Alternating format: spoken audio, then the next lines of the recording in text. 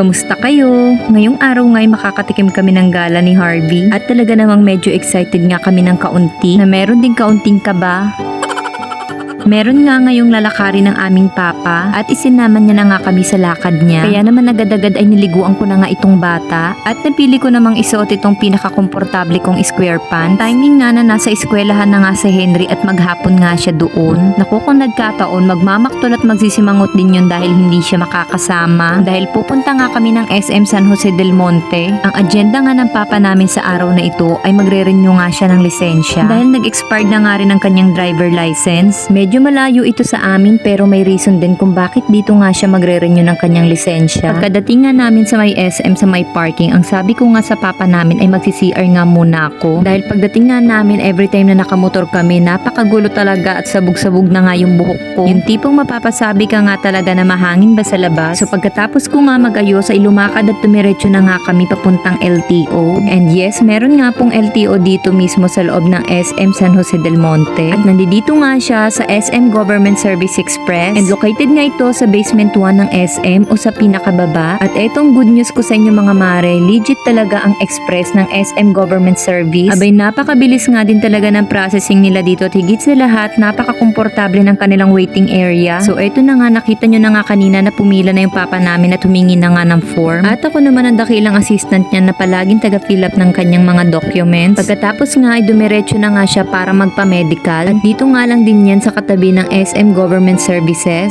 ang Mega Care Medical Services. Isa nga din ito sa legal accredited ng LTO at meron din silang mga discount dito. Ayan, at ilalagay ko na nga lang sa screen. Masaya nga kami at naka-avail ng discount itong aming papa dito sa Mega Care. At dahil nga isa nga siyang rider kaya naman may discount siya. Kaya from 600 ay 510 na nga lang ang binayaran niya. Malaking bagay din yun para sa amin. At napakabilis nga lang din ng process kaya naman pagkatapos nga ng medical niya ay agad bumalik na nga siya doon sa loob ng LTO. At eto nga yung sinasabi ko sa inyong very comfortable area para sa mga naghihintay na kagaya nga namin. Para sa akin nga, napakaganda pala kumuha at mag-renew ng lisensya rito. Bukod sa hindi siya crowded, maluwag pa at mabilis yung processing, ay napaka-presko pa nga dahil sa malamig at fully aircon pa. Kaya masasabi ko lang ay very convenient kang pagkuha ng lisensya dito. O at may pag-promote pa nga, char. Kidding aside, natutuwa lang din talaga ako sa bilis ng processing dito at hindi crowded at hindi rin masikip at higit sa lahat hindi mainit. So yun na nga, kaya dito din namin napili mag-renew ng lisensya ng aming papa dahil available na nga rin daw dito yung plastic card ng driver license unlike sa ibang branch na papel pa daw. Kaya naman yun din talaga yung sinadya namin dito.